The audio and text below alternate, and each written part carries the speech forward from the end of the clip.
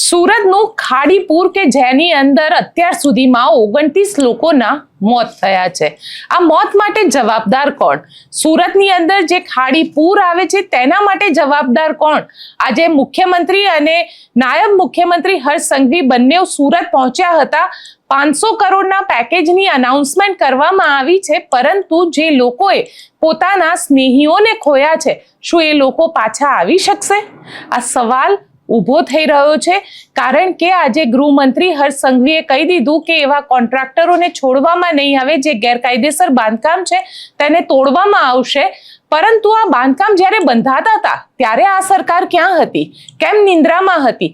આ સવાલ આજે અમે પૂછી રહ્યા છે. નિર્ભય ન્યૂઝ પૂછી રહ્યું છે, સરકારને પૂછી રહ્યું છે, હર્ષભાઈને પૂછી રહ્યું છે, કારણ કે સુરતથી હર્ષભાઈ ધારાસભ્ય છે. એટલે આ બધાની જ વાત કરીશું, સાથે સાથે ચર્ચા કરીશું ચૈતર વસાવાની, કારણ કે ચૈતર વસાવાના કેસમાં ચૈતર વસાવા દ્વારા હજી સુધી ક્યાંય જામીન માટે અરજી કરવામાં નથી આવી. ગુજરાત હાઈકોર્ટમાં તેમના દ્વારા અરજી થવી જોઈતી હતી, પરંતુ તેમની અરજી નથી કરવામાં આવી.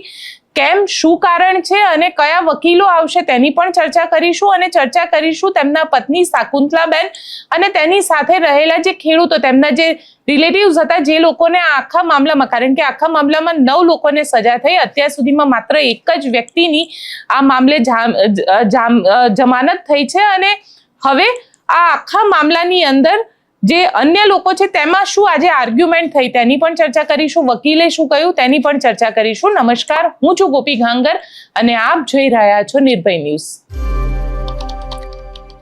માત્ર 50,000 ભરી અને ડ્રોન વસાવો, ડ્રોન વ્યવસાયની અંદર કમાવો 7 થી 8 લાખ રૂપિયા પ્રતિ વર્ષ. ગુજરાતના ખેડૂતોની પહેલી પસંદ. તો આજે જ સંપર્ક કરો. સુરત, આમ તો સુરતની સુરત જ બદલાઈ ગઈ છે. સુરત સ્માર્ટ સિટી એવોર્ડ લાવે છે. સુરત માટે એવું કહેવાય છે કે સુરતમાં આ મુંબઈથી ઘણું નજીક છે અને એટલા જ માટે સુરતની જે જિંદગી છે, જે લાઈફસ્ટાઈલ છે, ત્યાં આગળ મુંબઈ જેવી એક છબી તમને જોવા મળે છે. 2006નો એ દિવસ મારે યાદ કરાવવો છે, જ્યારે ઓગસ્ટ મહિનામાં સુરતની અંદર પૂર આવ્યું હતું. તાપી નદી જે છે, તાપી નદીની અંદર 18 લાખ ક્યુસેક પાણી જે છે તે છોડવામાં આવ્યું હતું અને સુરતમાં 1, 2, 3, 4 દિવસ નહીં, પરંતુ 7 દિવસ સુરતના ઘણા બધા વિસ્તારમાંથી પાણી ઓસર્યા નહોતા.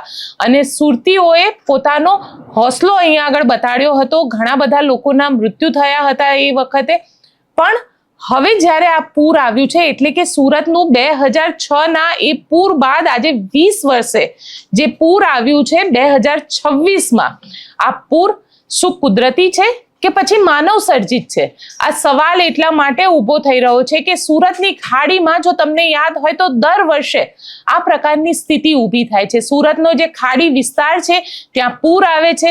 પૂર આવવાના લીધે ઘણા બધા વિસ્તારોની અંદર 2 દિવસ 3 દિવસ સુધી પાણી ભરાયેલા રહે છે. કમર સુધીના પાણીમાં લોકોને જીવન જીવવા માટે મજબૂર બનવું પડે છે. અને આ વખતે પણ કંઈક આવી સ્થિતિ થઈ. માન્યું કે 6 અને 7 તારીખે આ 2 દિવસ દરમિયાન 14 ઇંચથી વધારે વરસાદ સુરતની અંદર વરસી ગયો. પણ શું સુરતની અંદર એ સિસ્ટમ નહોતી કે આ જે વરસાદી પાણી છે એ પાણી નીકળી શકે? આમ જોવા જઈએ તો કદાચ ના. કેમ નહોતી? સવાલ ઊભો થઈ રહ્યો છે. સ્માર્ટ સિટી સુરત જ્યારે એવોર્ડ જીતે છે, તો પછી આ સ્માર્ટ સિટી સુરતમાં પાણી આવે, વરસાદ આવે, તો પછી કેમ સુરત ડૂબી જાય છે? આ સવાલ આજે ઊભો થઈ રહ્યો છે. સુરતની અંદર આજે મુખ્યમંત્રી પહોંચ્યા હતા, નાયબ મુખ્યમંત્રી હર્ષ સંઘવી પહોંચ્યા હતા. 500 કરોડ રૂપિયાના પેકેજની જાહેરાત કરવામાં આવી અને જાહેરાત કરવાની સાથે જ એ ખાડી વિસ્તારની અંદર જે સ્થિતિ ઉદ્ભવી છે તેને લઈને પણ સવાલ ઊભા થયા. આજે આ મીટિંગ તો સુરતના સર્કિટ હાઉસની અંદર હતી અને સર્કિટ હાઉસની આ મીટિંગ જે સમયે શરૂ થઈ ત્યારે સુરતના બધા જ ધારાસભ્ય, જે સ્થાનિક જે સીટ આવે છે, જેમાં પૂર્ણેશ મોદીથી લઈ અને જેટલા પણ ત્યાંના સ્થાનિક ધારાસભ્ય છે, બધા જ ધારાસભ્ય ત્યાં આગળ હાજર રહ્યા, જેમાં સંગીતાબેન પાટીલ, મુકેશ પટેલ, આ સિવાય પ્રફુલ્લ પાનસેરિયા, આ બધા જ ત્યાં આગળ હાજર રહ્યા. અને ધીરે ધીરે ધારાસભ્યોની સામે અધિકારીઓ પણ બેઠા હતા અને ધારાસભ્યોએ લોકોની વ્યથા વર્ણવી. વ્યથા એટલી ભયંકર હતી કે જે અધિકારીઓ ત્યાં બેઠા હતા તેની સામે જોઈને મુખ્યમંત્રી દ્વારા કહેવાઈ ગયું કે હવે જો આ પ્રકારની સ્થિતિ ઉદ્ભવી તો એક પણ અધિકારીને છોડવામાં નહીં આવે. આ કદાચ મને એવું લાગી રહ્યું છે કે આ એટલા માટે પણ સવાલ ઊભો થયો કારણ કે 2027ની ચૂંટણીને હવે માત્ર 1.5 વર્ષનો સમય બાકી છે અને આ ચૂંટણીઓ આવે ત્યારે ભારતીય જનતા પાર્ટીની સરકારને અને ખાસ કરીને આમ જોવા જઈએ તો મુખ્યમંત્રી અહીંયા બદલાઈ જતા હોય છે. એટલા માટે બદલાઈ જતા હોય છે કે પછી લોકોને એવું લાગે કે જૂના મુખ્યમંત્રીએ જે કર્યું હોય, નવા ચહેરા આવ્યા છે, નવો ચહેરો છે એટલે નવા ચહેરાને તક આપો અને લોકો વોટ આપે છે. પણ આ વખતે ભૂપેન્દ્રભાઈએ એવું સ્પષ્ટપણે અહીંયા આગળ અધિકારીઓને જણાવી દીધું કે જે કન્સ્ટ્રક્શન કરવામાં આવ્યા છે લગભગ 1000ની આજુબાજુ જે ગેરકાયદેસર બાંધકામ છે તે બાંધકામને તોડવા સુધીનો ઓર્ડર આપવામાં આવ્યો. તેમના દ્વારા કહેવામાં આવ્યું કે 500 કરોડ રૂપિયાનું પેકેજ આપવામાં આવી રહ્યું છે અને જેટલા પણ ઇલીગલ કન્સ્ટ્રક્શન છે તેને તોડી નાખવામાં આવે, જે ખાડી છે તે ખાડીને પહોળી કરવામાં આવે અને એ ખાડીની જે સમસ્યા છે તેને જે ઊંડી કરવાની વાત છે તેને ઊંડી કરવામાં આવે. આમ તો હું છેલ્લા લગભગ 5-1 વર્ષથી કે એનાથી વધારે સમયથી એ સાંભળી રહી છું કે આ જે ખાડી છે એને ઊંડી કરવામાં આવશે. દર વખતે સુરત મ્યુનિસિપલ કોર્પોરેશનની ચૂંટણી આવે અને ખાડીની સમસ્યાની વાત આવે એટલે વિપક્ષ અને પક્ષ બધા જ પોતાના મેનિફેસ્ટોની અંદર આ ખાડીની સમસ્યાનું નિરાકરણ લાવવા માટે કરોડો રૂપિયાના બજેટની ઘોષણા કરે. પણ થાય છે શું? સવાલ મારે ભારતીય જનતા પાર્ટીને પણ પૂછવો છે કારણ કે ગુજરાતની અંદર 30 વર્ષથી વધારે વર્ષથી તમારી સરકાર છે. સુરતની અંદર છેલ્લા લગભગ 3 ટર્મથી તો મને ખ્યાલ છે કે ભારતીય જનતા પાર્ટીની અહીંયા આગળ મ્યુનિસિપલ કોર્પોરેશન છે. જો સુરતથી ગૃહમંત્રી અને નાયબ મુખ્યમંત્રી હર્ષ સંઘવી આવતા હોય તો શું તેમને આ સમસ્યાનું ક્યારેય ખબર નહોતી? હર્ષભાઈ, તમે તો સુરતમાં જ મોટા થયા છો અને આ જ સમસ્યા આ જ લોકો છે, આ લોકો જેમને સુરતના લોકો છે જેમને વોટ આપ્યા છે ભારતીય જનતા પાર્ટીને. અને દર વખતે મ્યુનિસિપલ કોર્પોરેશનની ચૂંટણી આવે કે કોઈ પણ ચૂંટણી આવે દર વખતે મુદ્દો ખાડીનો હોય જ છે. તો પછી તેનું સમાધાન કેમ નથી થતું? આજે એવું કહી દેવામાં આવ્યું કે અધિકારીઓને અમે છોડીશું નહીં. જે અધિકારીઓ, કારણ કે ભ્રષ્ટાચારના કારણે જ આ અધિકારીઓ જે છે, કારણ કે અહીંયા પરિસ્થિતિ એ ઉદ્ભવે છે કે જેટલા પણ વર્ષથી આ અધિકારીઓ ત્યાં આવે છે એ અધિકારીઓ સુરતને આમ જોવા જઈએ તો મ્યુનિસિપલ કોર્પોરેશન છે તેનું બજેટ પણ ખૂબ સારું એવું છે અને આ મ્યુનિસિપલ કોર્પોરેશનના જેટલા પણ અધિકારીઓ છે એના માટે સુરત એક લગડી કહેવાય છે. લગડી એટલા માટે કહેવાય છે કારણ કે ત્યાં આગળ ભ્રષ્ટાચાર મોટા પાયે થાય છે કારણ કે મોટું બજેટ છે અને મોટા બજેટમાં મોટું ભ્રષ્ટાચાર થઈ શકે. શું આવા ભ્રષ્ટાચારી અધિકારીઓની વિરુદ્ધમાં કાર્યવાહી કરશે? કારણ કે આજે એવું કહી તો દીધું છે કે આ ભ્રષ્ટાચારી અધિકારીઓને છોડવામાં નહીં આવે, પણ મને યાદ નથી કે એવા કેટલા અધિકારીઓ છે કે જેની વિરુદ્ધમાં તમે કાર્યવાહી પણ કરી હોય. જો એ કરવામાં પણ આવશે તો એવા નાના 2-4 લોકોની વિરુદ્ધમાં કાર્યવાહી કરવામાં આવશે. મોટી માછલી બધી સુરક્ષિત રહેશે, નાની માછલી બિચારી પકડાઈ જશે અને છેલ્લે એવું કહી દેવામાં આવશે, દોષનો ટોપલો તેમના ઉપર ઢોળવામાં આવશે અને કહેવામાં આવશે કે આ બધા ભ્રષ્ટ અધિકારીઓ છે જેના કારણે સુરત ડૂબ્યું હતું. સુરત ડૂબવા પાછળનું એક કારણ જે છે એ ત્યાં આગળના જે અધિકારીઓ છે ત્યાંના નેતાઓ પણ છે, કારણ કે આ નેતાઓના દબાણમાં આવીને અધિકારીઓ જે છે એ પણ ત્યાં આગળ મંજૂરી આપી દેતા હોય છે. આ નેતાઓના દબાણ પણ છે જ, એવું નથી કે ત્યાં નેતાઓ દબાણ નથી કરી રહ્યા કોર્પોરેશનની અંદર. અને અત્યાર સુધી જો તમે એવું કહેતા હોય કે સુરતની અંદર જે પણ પૂર આવી રહ્યું છે અને સુરતમાં જે પૂર આવ્યા છે તેમાં મોટા ભાગે પૂર જે છે એ ખાડીના લીધે આવેલા છે. ખાડીના જ લીધે ઘણા બધા વિસ્તારની અંદર પાણી ભરાયેલું હોય છે. આમ તો દર વર્ષે એવું બનતું હોય છે કે ખાડી પૂર આવે છે અને લોકો અહીંયા આગળ હેરાન થતા હોય છે. વેપારીઓના કરોડો રૂપિયાનો જે સામાન હોય છે તે પલળી જતો હોય છે. ઘણા બધા લોકો આજે ગુસ્સામાં પણ દેખાયા, લોકોનો ગુસ્સો પણ અહીંયા આગળ દેખાયો. જ્યારે આજે મ્યુનિસિપલ કોર્પોરેશનના અધિકારીઓ ત્યાં સર્વે કરવા માટે આવ્યા તો લોકોનો ગુસ્સો પણ ફૂટ્યો અને લોકોએ મ્યુનિસિપલ કોર્પોરેશનના અધિકારીઓને સીધા ખખડાવી નાખ્યા, ધડબડાટી બોલાવી દીધી હતી અધિકારીઓ ઉપર, કારણ કે લોકોનો ગુસ્સો પણ અહીંયા વ્યાજબી હતો. લોકોનું એવું સ્પષ્ટપણે માનવું છે કે જે રીતની સ્થિતિ તેઓ ભોગવી રહ્યા છે, કદાચ આવી સ્થિતિ જે વિકસિત દેશો તો છોડી દો, સ્માર્ટ સિટી સુરતની જો વાત કરવામાં આવે તો ત્યાં તો ન જ હોવી જોઈએ. પહેલા એ લોકો સાથેની જે અધિકારીની બબાલ થઈ છે તે જોઈ લઈએ અને લોકો શું કહી રહ્યા છે તે પણ સાંભળી લઈએ. चलो भाई फटाफट स्पीड रख दो भाई प्लॉट नंबर बोलो देखा था कितना भाई प्लॉट नंबर आपका वही है 175 एक जन बैठ जाए इसके अंदर चलो चलो एक जन बैठ जाए अरे बाप रे में जा रहा भाई एक जन ले जाने मजे ये उच्च मरी जाए પછી सब आएंगे टेंशन ना लो તમે ફોન કર્યા કરો ખાલી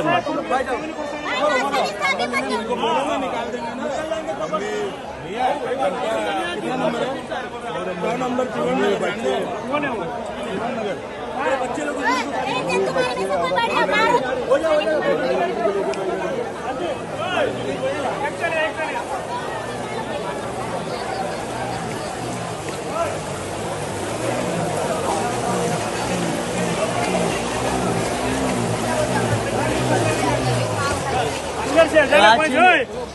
પેલા પવનનગર માંથી માણસો લઈ આવો ને પેલા તો આમાં પવનનગર વાला कौन है पवननगर वाले चल बैठ जा भाई एक फोन नंबर में भी है हाँ जाओ जाओ इसमें बैठ जाओ चलो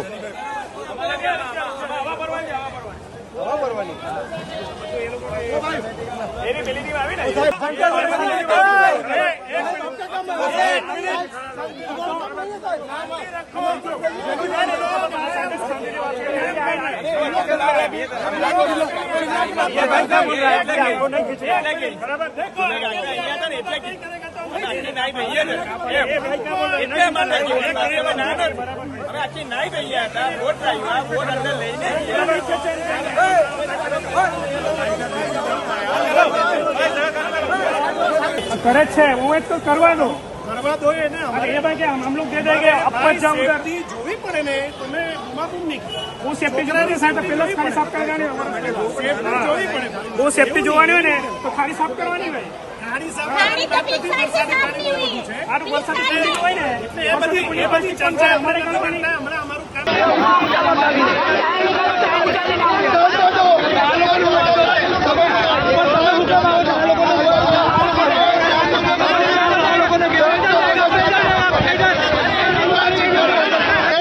पगार आ रहा है तो आपको 10 घंटा का 4 घंटा मालूम पड़ सकता था कि पानी आने वाला तो हम लोग जागरूक हो जाते मैं जागरूक हो जाते लेकिन इनको कोई पड़ी नहीं है इनको खाली एक दूध के थैली वाला है तो हम लोगों को क्या हुआ बीजेपी के कार्यकर्ता इसलिए मरो तुम लोग जितने के कुत्ते के जैसे पाटिल अगले साल क्या बोल के गई थी सबका यही हाल है अरे बच्चे मार रहे हैं बेचारे आज दिन तक पूछने वाले थे कॉर्पोरेटर बोला हम हमारा क्या मतलब है कमिश्नर सुनता ही नहीं है कमिश्नर कई बार आए तो बोला दूसरी बार नहीं आएगा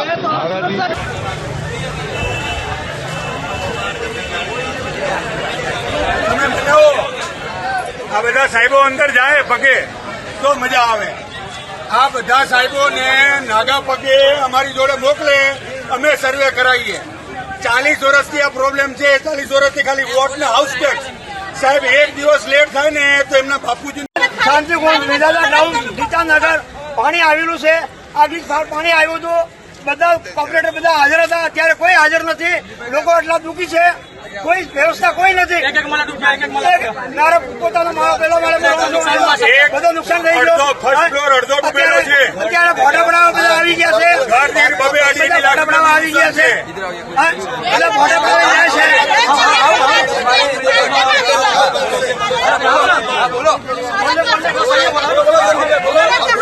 સત્તાવાર રીતે તો સુરતમાં આજે 29 લોકોના મૃત્યુ થયા છે અને ઘણી બધી જગ્યાએ એ પૂરમાં લોકો તણાયા છે, પાણીમાં લોકો તણાયા છે, જેના કારણે મૃત્યુ થયા છે તેમના અને તે લોકોને અમે શ્રદ્ધાંજલિ આપીએ છીએ. પરંતુ અહીંયા આગળ આજે હર્ષભાઈ દ્વારા જે 500 કરોડના પેકેજની ઘોષણા કરવામાં આવી અને સાથે જ જે તમામ ગેરકાયદેસર બાંધકામ છે તેના ઉપર તાત્કાલિક કડક એક્શન લેવામાં આવે તે પ્રકારનું પણ કહેવામાં આવ્યું છે. હવે જોઈએ એ તાત્કાલિક એક્શન ક્યારે લેવાય છે, હર્ષભાઈને સાંભળી લઈએ.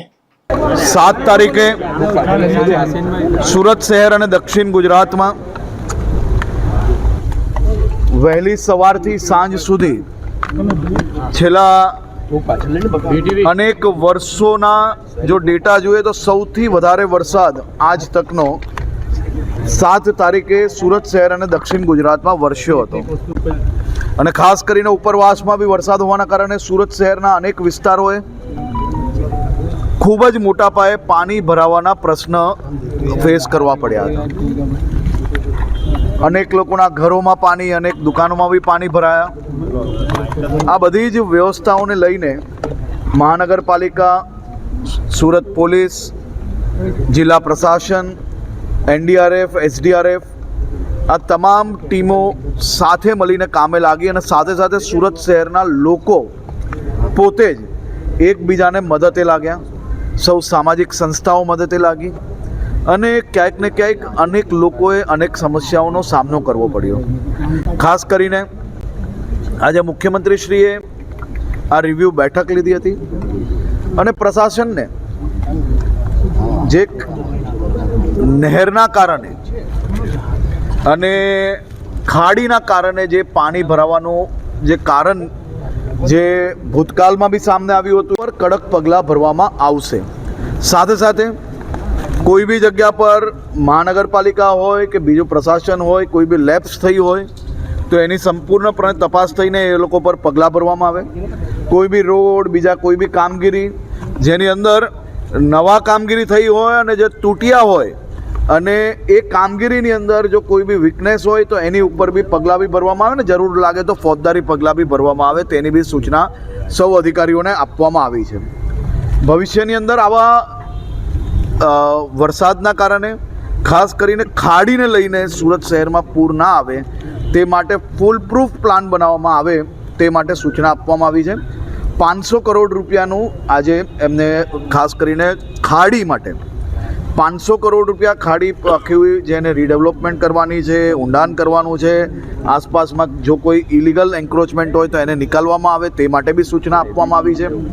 અને સાથે સાથે કાલે સાંજ સુધી તમામ વિભાગોએ ખાલી જિલ્લા પ્રશાસન એકલા જો કામગીરી કરશે તો કેશડોલ પહોંચાડતા 2-4-5 દિવસ લાગી શકે છે. તેથી આજે સૂચના આપવામાં આવી છે કે બધા જ વિભાગો સાથે મળીને કામગીરી કરે અને કાલ સાંજ સુધી કેશડોલ આપવામાં આવે.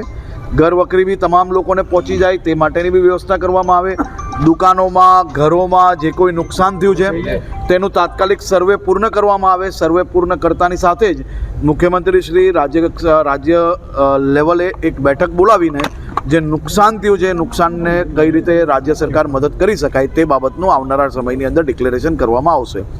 આજે તમામ ચૂંટાયેલા પ્રતિનિધિઓને બી અને મહાનગરપાલિકાના સૌ અધિકારીઓને બી આજે સાંજ સુધી એક રાઉન્ડ સફાઈનું બધી જ જગ્યા પર પૂર્ણ થાય તે માટે બી સૂચના આપવામાં આવી છે. અને સૌ સફાઈ કર્મચારીઓને બી હું આભાર માનું છું અને વંદન કરું છું જે પ્રકારે રાત દિવસ એક કરીને સફાઈની કામગીરી કરી રહ્યા છે.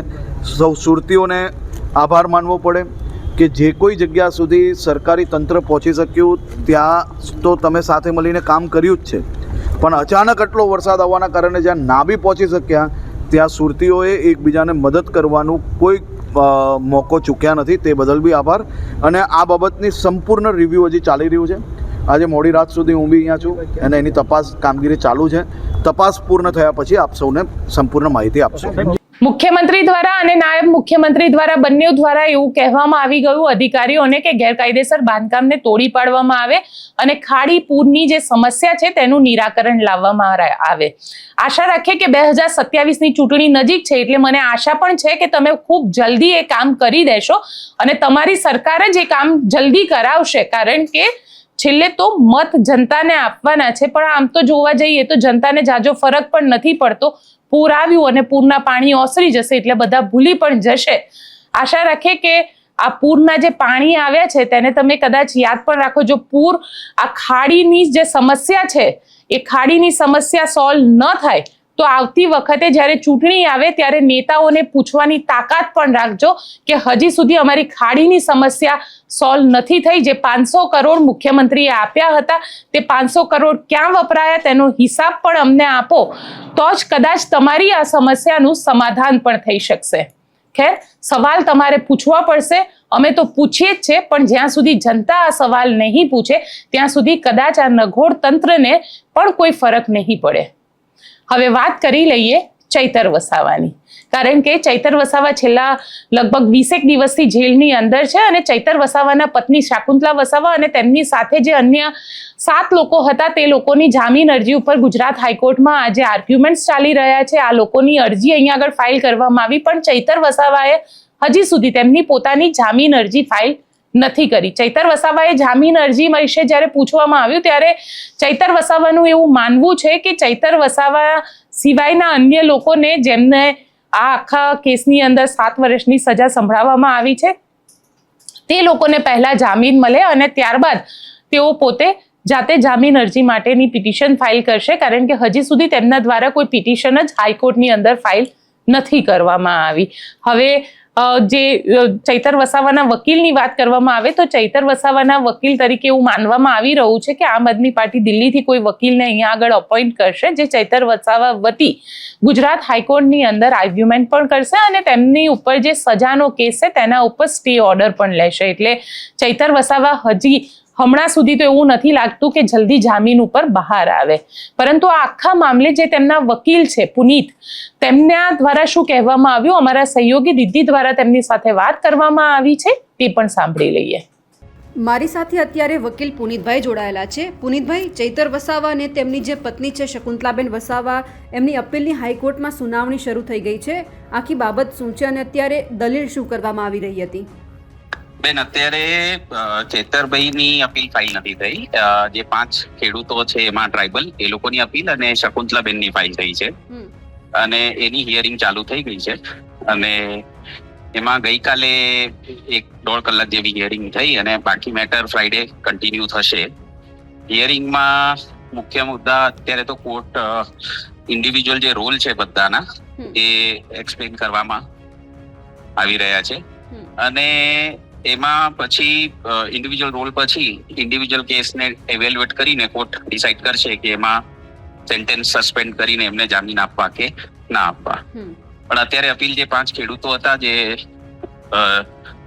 જેમની ઉપર એલિગેશન છે કે ભાઈ એમને ફોરેસ્ટ લેન્ડમાં ખેતી કરી અને એમના માટે કોમ્પેન્સેશનની જે વાત થઈ હતી અને શકુંતલાબેન, આ 2 જણાની આ 6 જણાની જ અપીલ હજી ફાઇલ થઈ છે. ઓકે, આ 5 ખેડૂતોમાંથી કોણ કોણ છે, એમના નામ? નામ મારી પાસે અત્યારે લિસ્ટ નથી બેન, પણ જે 5 એમાં એલિગેશન છે જેમને ખેતરમાં જઈને જે કાપને કરવામાં આવ્યું હતું પાકને એ ખેડૂતોની ચાલુ થઈ છે અપીલ. એમાં એક બેનને જે બાળક હતું 18 દિવસનું એમને તો બેલ મળી ગયા છે, પણ બાકી 4 જણા અને શકુંતલાબેનની હજી હિયરિંગ ચાલુ છે. ચૈતર વસાવાની અપીલ ક્યારે થવાની છે, કઈ નક્કી છે? તેમની અપીલ પણ ડ્રાફ્ટિંગના પ્રોસેસમાં છે અને જે રીતે ફાઇલ થશે તમને જાણ કરીશું, કારણ કે અત્યારે એમાં કારણ કે એમની સામે બીજા એલિગેશન્સ પણ છે આર્મ્સ એક્ટના ને બધા. જો કે ગઈકાલે કોર્ટે પણ હિયરિંગના ટાઈમે પ્રશ્ન કર્યો હતો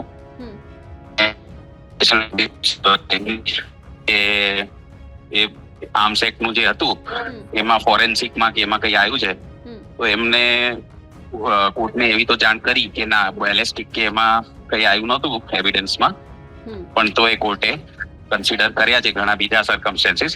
એટલે હવે હાઈકોર્ટ ઇવેલ્યુએટ કરશે જ્યારે ચેતરભાઈની અપીલ ચાલવા પર આવશે, પણ અત્યારે એની ઉપર હિયરિંગ નથી થઈ રહી. હિયરિંગ અત્યારે આ ખેડૂતોની મેટર અને શકુંતલાબેનની મેટર પર થઈ ગઈ છે. ઓકે, એટલે હવે આવતીકાલે આ તમામ જે અધૂરી સુનાવણી છે એ થવાની છે, એ આગળ કન્ટિન્યુ થશે. ઓકે, પુનીતભાઈ, આપ અમારી સાથે જોડાયા, આપનો ખૂબ ખૂબ આભાર. તમે વકીલને સાંભળ્યા અને હવે કારણ કે છેલ્લા લગભગ ઘણા દિવસથી ચૈતર વસાવાનો આ જે મુદ્દો છે એ સતત ચાલી રહ્યો છે, કારણ કે આદિવાસીઓમાં એક અલગ જ આક્રોશ છે ચૈતર વસાવાને લઈને, કારણ કે તેમને એવું લાગી રહ્યું છે આદિવાસીઓને કે ચૈતર વસાવાને આ કેસની અંદર ખોટી રીતે ફસાવવામાં આવ્યા અને તેમને 7 વર્ષની સજા પણ સંભળાવી દેવામાં આવી. હવે જોઈએ ચૈતર વસાવા પોતે ગુજરાત હાઈકોર્ટની અંદર જામીન અરજી માટે ક્યારે એપ્લાય કરે છે અને તેમની જામીન અરજી ઉપર શું સુનાવણી થાય છે, તેઓ જામીન ઉપર બહાર આવી શકે છે કે નહીં, અને તેમનો જે કેસ છે જેનામાં 7 વર્ષની સજા થઈ છે તો તેના ઉપર સ્ટે ઓર્ડર હાઈકોર્ટમાંથી મળે છે કે નહીં, તેમનું ધારાસભ્ય પદ રહેશે કે નહીં, આ બધા જ સવાલો છે, પણ તેનો જવાબ સમય પ્રમાણે જ મળવાનો છે. તો આજનો આ રિપોર્ટ આપને કેવો લાગ્યો મને કોમેન્ટ બોક્સમાં ચોક્કસથી લખીને જણાવજો અને અમારી ચેનલ નિર્ભય ન્યૂઝને લાઇક, શેર અને સબસ્ક્રાઇબ કરવાનું ભૂલશો નહીં. આભાર.